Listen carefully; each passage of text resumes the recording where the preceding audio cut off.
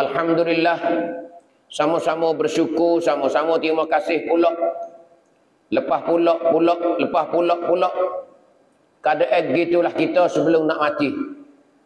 Beradu tak beradu, kita masuk lubang kubur. Islam sangat digalak supaya kita bersyukur kepada Allah Ta'ala. Sekalian Allah. Kita semua makhluk ni dialah buatnya. Dia sebagai Tuhan. Kita tak ada gapo sekara sikit habuk. Sebab tu kita duduk hari-hari kena terima kasih lebih banyak. Panggil sepatutlah kita terima kasih ke Tuhan tu lebih banyak. Apatah lagi Tuhan berjanji dah. Siapa dia banyak terima kasih, aku tambah lagi. Tapi kata terima kasih makan saja, jaga. Aku nak lepas dalam neraka akhirat esok. Azabku yang sangat pedih. Inna azabi la syadid. Tu Tuhan kata dah. Azabku begitu syadid, mana bersangat teh. Yani sakit sungguh. Azab sungguh. Seksa sungguh. Hani orang tak ingat budi Tuhan. Orang tak ingat budi Tuhan lagu ni lah. Maka kita alhamdulillah malam ni kesempatan yang baik. Boleh kita mari menyerta di masjid kita ni ramai-ramai. Boleh mari dengar perkara-perkara yang berkaitan dengan ilmu agama. Sebelum nak pejam mata masuk ke alam kubur. Amba demo supo. Amba mengajar, amba reti seka dua. Demo pun dengar mengaji, hak amba duk cerita seka dua. Ni keadaan kita sebelum nak mati. Dah mati tahu habis dah.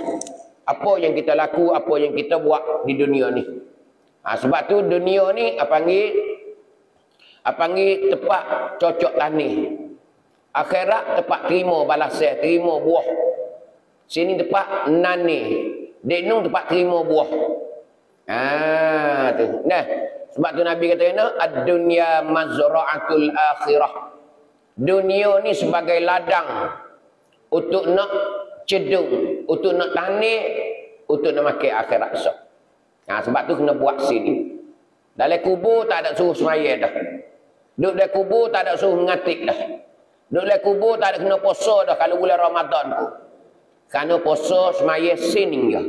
Kerana semaya lah. Kata si semaya pun ikut lah. Seolah Tuhan kata begitu. Tu. Nah. Lagu tu keadaannya. Sebab tu kita kena mikir Tuhan beri apa? Tuhan beri Allah. Tuhan beri. Sebab tu dalam Quran kata fa'tabiru ya ulil albab. Ayat ada gitu tu terjumpa tu. Dan kita baca Quran dalam Quran terjumpa. Fa'tabiru ya ulil albab. Hana ambil iktibarlah.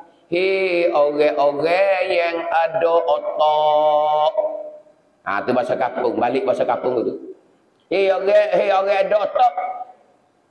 Mau ambil iktibar. Ambil pengajaran katiklah. Apa Tuhan nak buat, Tuhan kata apa nama. Tuhan suruh kita ni ambil iktibar. Fa'tabiru. Fa'tabiru suruh ambil iktibar. Bukan dengar saja, tengok saja. Tengok serta kita fikir. Tu keadaan